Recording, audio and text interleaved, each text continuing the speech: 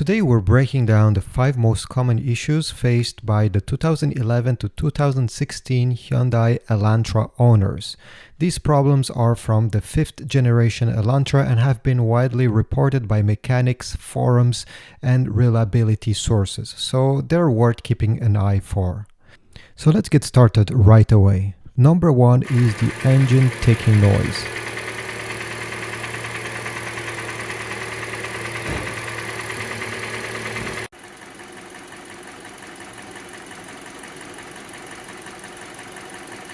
Some owners notice a ticking or tapping sound from the engine, especially when it's cold.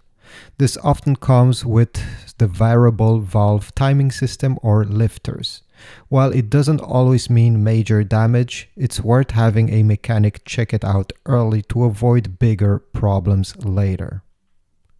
Number 2, we have premature brake wear.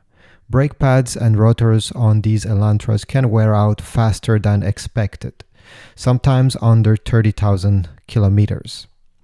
This is often due to software pad materials and the car's brake system design.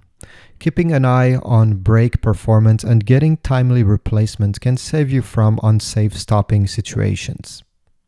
Number 3, we have suspension noises. Clunking or knocking sounds when going over bumps are common with this Elantra. This is usually caused by worn front sway bar links or bushings. Replacing these parts is relatively inexpensive, so don't ignore these. If your suspension knocks, this can lead to poor handling but also uneven tire wear, so it will cost you more at the end of the day. For the number 4, we have steering issues.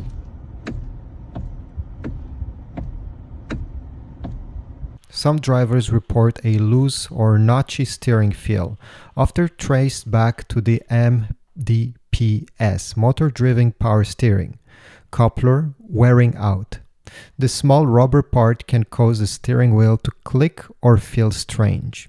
The good news is that the part is very inexpensive, though labor cost can vary, so you need to check this out.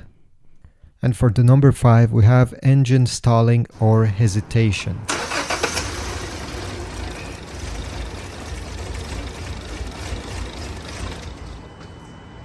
Intermittent stalling, rough idling, or hesitation during acceleration can happen due to faulty sensors, like the crankshaft position sensor or carbon built up in the throttle body. Before replacing the sensor, it's always worth trying to clean it out.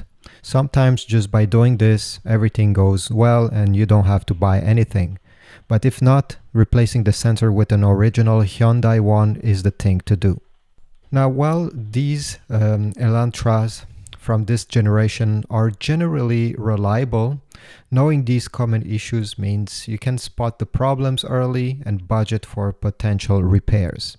If you think I have forgot any problems for this generation of the Hyundai Elantra, please write a comment down below. Or if you appreciate this video, again, write a comment, leave a like, subscribe, and I will see you in the next video.